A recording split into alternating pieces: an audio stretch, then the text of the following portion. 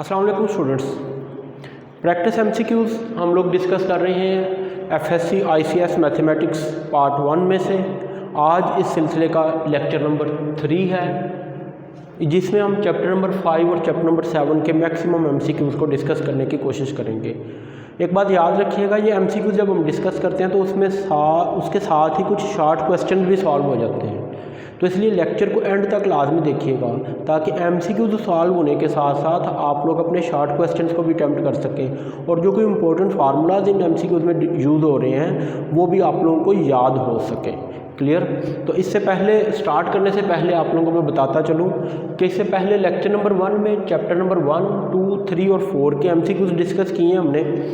Chapter number 2 में lecture number 2 में chapter number 6 के एमसीक्यूज़ हमने डिस्कस किए हैं। क्लियर? जो कि चैप्टर नंबर 6 के एमसीक्यूज़ काफ़ी ज़्यादा मकदार में डिस्कस किए हैं। इन दोनों लेक्चर्स का लिंक इस लेक्चर की डिस्क्रिप्शन में मौजूद है, वहाँ से आप लोग इन लेक्चर्स को ओपन करके इन चैप्टर्स के एमसीक्यूज़ भी तैयार कर सकते हैं।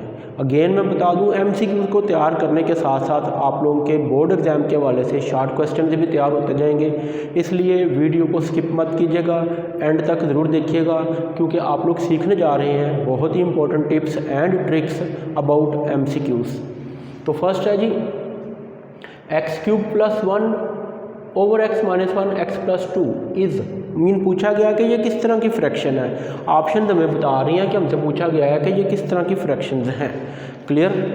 कि मीन ये प्रॉपर फ्रैक्शन है, इम्प्रॉपर फ्रैक्शन है, आइडेंटिटी है या इनमें से कोई भी नहीं है। तो स्टूडेंट्स, प्रॉपर फ्रैक्शन और इम्प्रॉपर फ्रैक्शन की पहचान क्या होती है कि अगर न्यूमरेटर की डिग्री ऊपर वाले फंक्शन की पावर ज़्यादा हो और नीचे वाले फंक्शन की पावर कम हो तो ये इम्प्रॉपर फ्रैक्शन बनेगी। मतलब इस तरह का अगर कोई हो x/x + 1 × x - 3 वगैरह, ओके, तो ये प्रॉपर फ्रैक्शन होगी। ऊपर पावर 1 है, डिनोमिनेटर में इन दोनों को अगर हम मल्टीप्लाई करेंगे तो पावर कितनी आएगी? 2 आएगी। ये आपके पास प्रॉपर फ्रैक्शन का क्वेश्चन बनेगा। ओके, और अगर हम इसका जिक्र करें तो इसमें अब आपको क्लियरली नज़र आ रहा है x³ ऊपर पावर कितनी है, न्यूमरेटर में पावर कितनी है? 3 है। डिनोमिनेटर में अगर हम इनको मल्टीप्लाई करें तो पावर 2 आएगी, इसलिए ये प्रॉपर नहीं होगा, बल्कि कौन सा आंसर आएगा? इम्प्रॉपर फ्रैक्शन का आंसर आएगा। क्लियर? तो इम्प्रॉपर फ्रैक्शन में ऊपर पावर ज़्यादा और डिनोमिनेटर में पावर कम।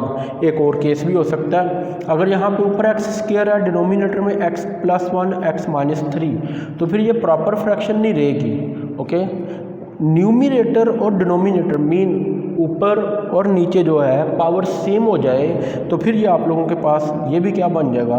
इम्प्रॉपर फ्रैक्शन बन जाएगी। ओके, तो इम्प्रॉपर की पहचान ऊपर पावर ज़्यादा हो या दोनों पावर्स क्या हो जाए? सेम हो जाए तो इम्प्रॉपर है, अदरवाइज प्रॉपर फ्रैक्शन है। जैसे ये वाला क्वेश्चन है x/x - 1 x - 2, ये हमारे पास क्या है? प्रॉपर फ्रैक्शन का क्वेश्चन है। क्लियर? बहरहाल इसे करने से पहले टाइप्स ऑफ रैशनल फ्रैक्शन हमसे पूछी गई हैं। तो अभी हमने देखा टाइप्स ऑफ रैशनल फ्रैक्शन 2 होती हैं, एक प्रॉपर फ्रैक्शन और दूसरी improper fraction. Types of rational fraction mean 2 types के जो होते हैं। रैशनल फ्रैक्शंस कौन सी होंगी? ये एक रैशनल फ्रैक्शन है, ये भी एक रैशनल फ्रैक्शन है। मीन ऐसी फ्रैक्शन जो किस फॉर्म में हो? p(x) ओवर q(x) की फॉर्म में हो। दो फंक्शंस जब डिवाइड हो रहे हो तो उनको हम क्या नाम देते हैं? रैशनल फ्रैक्शंस का नाम देते हैं। With the condition denominator q(x) is not equal to 0। Denominator वाला फैक्टर जो है वो 0 नहीं होना चाहिए। क्लियर? तो टाइप्स ऑफ रैशनल फ्रैक्शन कितनी आ गई? 2 आ गई। पता होनी चाहिए हमें कौन कौन सी हैं। प्रॉपर फ्रैक्शन है और इम्प्रॉपर फ्रैक्शन है। क्लियर? नेक्स्ट है partial fraction of this x/x - 1 x - 2 will be. इसकी पार्शियल फ्रैक्शन सॉल्व नहीं करना, ज़ाहिर है एमसीक्यूज़ में सॉल्व नहीं करना, सिर्फ बताना है कि इसकी पार्शियल फ्रैक्शन क्या होगी। इसकी पार्शियल फ्रैक्शन है a/x - 1, क्योंकि 2 लीनियर फैक्टर हैं। अगर 2 लीनियर फैक्टर हैं तो स्टूडेंट्स 2 ही कांस्टेंट आएंगे। कौन कौन से? a/x - 1 और b/x - 2 की फॉर्म में। ये पहला ही इसका करेक्ट आंसर है। ओके। बाकी जो है वो ज़ाहिर है ऑप्शंस कंप्लीट करने के लिए लिखे गए हैं। इसकी जो पार्शियल फ्रैक्शन है वो आप लोग इस तरह भी लिख सकते हैं, a/x+2 प्लस b/x-1। ये भी आंसर ठीक होगा। कांस्टेंट लिखने पे कोई पाबंदी नहीं है कि पहले के ऊपर a लिखना है दूसरे के ऊपर b लिखना है, जैसे ही आपको आसानी लगे आप कर सकते हैं। तो बहरहाल इस क्वेश्चन का आंसर ऑप्शन ए है। ओके, नेक्स्ट क्वेश्चन की तरफ मूव करते हैं जी। हाँ जी, question NP2 if NP2 is equal to 30, if NP2 is equal to 30 then value of n is, NP2 equal to 30 है तो बताना यह है कि value of n equal to किसकी होगी। तो इसका पहले हम फार्मूला देख लेते हैं कि क्या होता है। NP2 या NPR का फार्मूला क्या होता है। NPR का फार्मूला होता है n factorial divided by n minus r factorial. ऊपर इस नंबर का फैक्टोरियल और फिर इन दोनों के डिफरेंस का फैक्टोरियल n माइनस r का फैक्टोरियल। ओके, तो इस फार्मूले के तहत हम इसे करेंगे। लेकिन इसे अच्छा यहाँ पे एक चीज़ नोट कर लें, इस क्वेश्चन में P फॉर परम्यूटेशन है, P फॉर परम्यूटेशन है, यहाँ पे C फॉर कम्बिनेशन है, कम्बिनेशन है, और इस क्वेश्चन में P फॉर प्रोबेबिलिटी है, प्रोबेबिलिटी। ओके, डिफरेंट है, P परम्यूटेशन, C कम्बिनेशन, और इधर P फॉर प्रोबेबिलिटी है। इस चीज़ का ख्याल रखिएगा। क्लियर? चलें जी, अब हम इसको डिस्कस कर लेते हैं। अच्छा, तो बच्चों इस तरह के क्वेश्चन में पहले तो परम्यूटेशन का फार्मूला बता दिया मैंने आप लोगों को। इस तरह के क्वेश्चन में बेहतर ये होता है कि आप ऑप्शंस को सिंप्लीफाई कर लें। मतलब 4P2 और 2P2 इनके चांसेस कम है, इनमें से कोई एक ऑप्शन हो सकती है। तो पहले 6 को पुट करके देख लेते हैं। मतलब आप n की जगह क्या करें, 6 पुट कर दें। तो NPR is equal to n factorial over, it is the factorial sign over n minus r factorial 6P2। हमें आंसर 30 चाहिए, तो हमने क्या किया, n की जगह पे 6 पुट करके चेक कर रहे हैं, वेरीफाई कर रहे हैं। 6 factorial over 6 minus 2 factorial. Open करें, 6 फैक्टोरियल को ओपन करें तो मेल में it comes 6 × 5 × 4 3 2 1 divided by 4 factorial. 6 minus 2 करेंगे, ये सारा किसके इक्वल है, ये सारा 4 फैक्टोरियल के इक्वल है। मीन ये तमाम नंबर 4 फैक्टोरियल से कैंसिल हो जाएंगे। 6 × 5 30 आ गया, 6P2 इक्वल टू 30 आ गया। इट मीन n कितना होगा, फिर n की वैल्यू कितनी होगी। Option C is the correct answer. 6 put करने से हमारा आंसर आ गया है, 8 को चेक करने की ज़रूरत नहीं है। ये क्यों नहीं हो सकते, क्योंकि ये देखें जब आप करेंगे 2P2 करेंगे तो वो 2 माइनस 2 0 हो जाएगा। 2 फैक्टोरियल 30 के इक्वल नहीं होता। 4 फैक्टोरियल बताते खुद 30 के इक्वल नहीं होता। तो 4 फैक्टोरियल को जब 2 पे डिवाइड करेंगे तो आंसर मज़ीद कम हो जाएगा। इसलिए बेस्ट ऑप्शन 6 और 8 में से कोई हो सकती है। 6 से हमने इसलिए स्टार्ट किया है। ओके, नेक्स्ट जी, NCR प्लस NCR माइनस 1, दो कम्बिनेशन ऐड हो रहे हैं। अगर दो कम्बिनेशन ऐड हो रहे हों तो फिर आप इसे कैसे करेंगे जी। दो कम्बिनेशन ऐड होने की सूरत में स्टूडेंट्स आपने ये देखना है कि ऊपर दोनों वैल्यूज़ सेम है और ये R की जो वैल्यूज़ हैं ये कंसेक्टिव इंटीजर होने चाहिए। कंसेक्टिव इंटीजर होने का क्या मतलब है, फॉर एग्जांपल इस तरह है 12C6 प्लस 12C7, ये दो कंसेक्टिव नंबर होने चाहिए। ऊपर वाले दोनों नंबर क्या होने चाहिए, सेम होने चाहिए। ओके, तो फिर इस केस में आप लोगों ने क्या करना है, जो ऊपर दो सेम नंबर हैं इनमें 1 ऐड कर दें। मीन कितना आ जाएगा 12 + 1C, और इनमें से ग्रेटर नंबर लिखना है। 6 और 7 में से ग्रेटर नंबर लिखना है। ये 7 आ गया, आंसर क्या बन जाएगा 13C7 बन जाएगा। ओके, इस तरह का अगर इस फॉर्म में भी MCQs में आए तो उसे आपने कैलकुलेटर की मदद से सॉल्व नहीं करने बैठ जाना, ये फार्मूला यूज़ करना है। ये असल में फार्मूला है। तो देखें इस लॉजिक के मुताबिक क्या बनेगा, n और n सेम है, इसमें 1 ऐड कर दें, कितना बन जाएगा n + 1, और इन दोनों में से क्या करें, ग्रेटर नंबर लिख लें। इन दोनों में से ग्रेटर नंबर लिखेंगे तो r और r - 1 में से ग्रेटर नंबर कौन सा है, r है। तो क्या आंसर आएगा, डेल्टा आंसर आएगा n+1 CR। ये हमारे आंसर्स नहीं हैं। Okay, delta is the correct answer. Logic समझ आ गई। ऊपर n में 1 ऐड कर दें और r में से क्या करना है, ग्रेटर नंबर लिखना है। क्लियर। चलिए अच्छा, नेक्स्ट क्वेश्चन डिस्कस करने से पहले यहाँ पे एक और क्वेश्चन डिस्कस कर लेते हैं कि अगर दो कम्बिनेशन इक्वल आ जाए। क्वेश्चन है if NC5 is equal to NC4, MCQs के लिए है, ठीक। तो इस केस में क्या करना है, दो कम्बिनेशन इक्वल हैं, फाइंड n करना है। तो n फाइंड करने के लिए आप लोगों ने जस्ट क्या करना है, ये नीचे वाले जो नंबर r हैं इनको ऐड कर दें, 5 और 4 को ऐड कर दें। n इज इक्वल टू कितना होगा, 5 + 4, n इज इक्वल टू इस क्वेश्चन में कितना आ जाएगा, 9 आ जाएगा। क्लियर है जी। अब आप इस क्वेश्चन का आसानी से आंसर बता सकते हैं। एक और क्वेश्चन इसी तरह का आप लोगों को लिख देता हूँ मैं, NC8 is equal to NC12, बताएं इसमें n कितना होगा। तो NC8 नीचे वाले दोनों नंबर्स को, r की जो वैल्यूज़ हैं इनको जस्ट ऐड कर लें, 8 + 12, n कितना आ गया जी, 20 आ गया। ओके, लेकिन ये काम आपने उस वक्त करना है जब दो कम्बिनेशन क्या हों, इक्वल हों, उनके दरमियान इक्वल का साइन आ रहा हो, ऊपर वाले दोनों नंबर क्या हों, सेम हो, तो फिर r को आपने ऐड करना है, अदरवाइज़ नहीं। और अगर दो कम्बिनेशंस के दरमियान प्लस आ रहा है तो फिर आपने ये फार्मूला यूज़ करना है। इस बात का भी ख्याल रखना है। ये ले जी, ये भी एक क्वेश्चन एक्स्ट्रा हो गया, ये क्वेश्चन भी एक एक्स्ट्रा हो गया। क्लियर। एक और क्वेश्चन परमुटेशन से रिलेटेड एक और क्वेश्चन सॉल्व कर दें जी।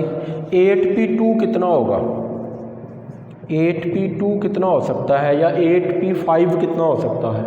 अभी हमने क्वेश्चन के स्टार्ट पे परमुटेशन का फार्मूला लिखा था, तो इसके मुताबिक इसे ओपन कर दें। 8 फैक्टोरियल ओवर 8 - 2 का फैक्टोरियल, तो कितना आएगा जी, ये 8 factorial into 8 factorial divided by 8 - 2 करेंगे तो 6 फैक्टोरियल आएगा।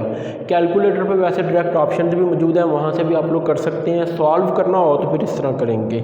तो 8 factorial is 8 × 7 × 6 factorial divided by 6 factorial, ये कट जाएगा, इसका आंसर कितना आएगा, 56 आएगा। ओके, उस क्वेश्चन की तरफ जाने से पहले एक दो बातें और डिस्कस कर देते हैं जी। NCR का फार्मूला क्या होता है, NCR, हाँ जी, NCR का फार्मूला होता है n factorial over r factorial. Permutation का फार्मूला होता है n factorial over n - r, इन दोनों का डिफरेंस। कम्बिनेशन में क्या आता है, ऊपर जो नंबर n है इसका फैक्टोरियल और फिर r का फैक्टोरियल, देन n - r का फैक्टोरियल। इस चीज़ का ख़ास ख्याल रखिएगा। Okay, n factorial r factorial n - r का फैक्टोरियल। ये ले बच्चों, ये फार्मूला है। एक क्वेश्चन कर देते हैं। फॉर एग्जांपल हमें कहा जाता है 12c7 बताएं कितना आएगा, 12c7, तो ये आएगा 12 फैक्टोरियल ओवर 7 फैक्टोरियल इंटू 12 - 7 का फैक्टोरियल। बाकी फिर ज़ाहिर है इसकी सिंप्लीफिकेशन होगी, वो आप फैक्टोरियल ओपन करके सॉल्व कर सकते हैं। क्लियर। तो इसे आप इस तरह सॉल्व करेंगे। ये लेंगे, इस क्वेश्चन की तरफ आ जाए। If a and b are, मैंने 3 क्वेश्चन यहाँ पे इकट्ठे कर दिए हैं, ठीक। If a and b are, number first, मतलब अगर ये क्वेश्चन हो डिसजॉइंट इवेंट्स हैं तो देन प्रोबेबिलिटी, अभी आप लोगों को बताया कि इस क्वेश्चन में p किसको शो करेगा, प्रोबेबिलिटी को। Clear. Then probability of a union b is, तो फिर a यूनियन b की प्रोबेबिलिटी क्या होगी। ओके, दूसरा ऑप्शन यही है। क्लियर। दूसरा क्वेश्चन है अगर ओवरलैप कर जाए, ओवरलैप करने का मतलब है दो सेट्स में कोई ना कोई कॉमन एलिमेंट आ जाए। क्लियर। डिसजॉइंट का मतलब है दोनों सेट में कोई कॉमन एलिमेंट नहीं होगा। और तीसरा है इंडिपेंडेंट इवेंट। इंडिपेंडेंट इवेंट का मतलब है कि इवेंट ए और बी एक दूसरे के अक्कर होने में कोई प्रॉब्लम पेश नहीं कर रहे हैं। क्लियर। तो 3 क्वेश्चन हैं, ऑप्शन तीनों की सेम है, मतलब ये क्वेश्चन आए तो फिर भी ये ऑप्शन हो सकती हैं, दूसरे वाला आए तो फिर भी ये क्वेश्चन हो सकती हैं, तीसरा क्वेश्चन आए तो फिर भी यही ऑप्शन हो सकती हैं। तो एक क्वेश्चन में अगेन हम 3 क्वेश्चंस को अटेम्प्ट करने की कोशिश कर रहे हैं। तो पहले देखिएगा जी, if A and B are disjoint events, mean इनमें कोई कॉमन एलिमेंट नहीं है, तो फिर probability of A union B क्या होती है, probability of A plus probability of B होती है। फर्स्ट का ये आंसर है, फर्स्ट वाले क्वेश्चन का ये आंसर है। ओके, ओवरलैप कर जाए, ये फार्मूलाज भी हैं, प्रोबेबिलिटी के ये फार्मूलाज भी हैं, ये साथ आप लोगों को याद भी हो जाएंगे। ओवरलैपिंग इवेंट्स, अगर ए और बी ओवरलैपिंग इवेंट्स हैं तो फिर probability of A union B क्या होगी? तो फिर जी ये आप लोगों के पास आएगी probability of A plus probability of B minus probability of A intersection B. Probability of A plus probability of B minus probability of A intersection B आएगी। क्लियर, समझ लगी बात? ये सेकंड वाले क्वेश्चन का आंसर है। क्लियर। और अगर A and B are independent events, A और बी इंडिपेंडेंट इवेंट्स हों तो फिर probability of A intersection B किसके इक्वल होती है? It is probability of A into probability of B या फिर probability of A over probability of B. अब देखें ना, दो ऑप्शन बची हैं, एक में मल्टीप्लिकेशन है, एक में डिवीजन है। तो प्रोबेबिलिटीज़ को डिवाइड नहीं करते, ये ऑप्शन नहीं होगी कभी भी, ये ऑप्शन आपके सिलेबस के मुताबिक नहीं होगी। तो probability of A intersection B is probability of A into probability of B, ये हमारे तीसरे क्वेश्चन का आंसर होगा। चलिए जी, मैंने कहा कि बार बार 3 क्वेश्चन लिखेंगे तो एक ही स्टेटमेंट में तीनों को हम कवर कर देते हैं। ये तीनों बच्चों फार्मूलाज हैं, इनको साथ याद कर लीजिएगा। ये फार्मूलाज जो हैं एक्सरसाइज नंबर 7.7, ये दोनों, ये कहीं नहीं यूज़ होता, ये दोनों 7.7 में यूज़ होते हैं और ये एक्सरसाइज 7.8 में यूज़ होता है आपकी जो बुक है उसके मुताबिक। क्लियर, ये लें जी। नेक्स्ट क्वेश्चन की तरफ चलते हैं जी, कुछ और इंटरेस्टिंग क्वेश्चंस डिस्कस कर लें, इंपॉर्टेंट क्वेश्चन हैं।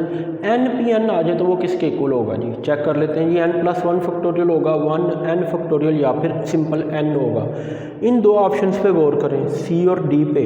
ऑप्शन सी में कहा गया है it is n factorial, n factorial, और ऑप्शन डी में कहा गया है इट इज़ ओनली n। इस चीज़ का ख्याल रखिएगा। तो लेंगे इसको हम सॉल्व करते हैं। NPR का फार्मूला हमने क्या देखा था? NPR था n factorial over n minus R factorial. तो NPN क्या होगा? n factorial over n minus n का फैक्टोरियल। तो स्टूडेंट्स n माइनस n कितना होता है जी? NPN is equal to n factorial over 0 factorial. n minus n 0 होगा तो 0 फैक्टोरियल 1 होता है, याद रखिएगा। 0 फैक्टोरियल की वैल्यू 1 है। NPN इक्वल टू किसके आ जाएगा? n फैक्टोरियल के इक्वल आ जाएगा, because 0 factorial is equal to 1।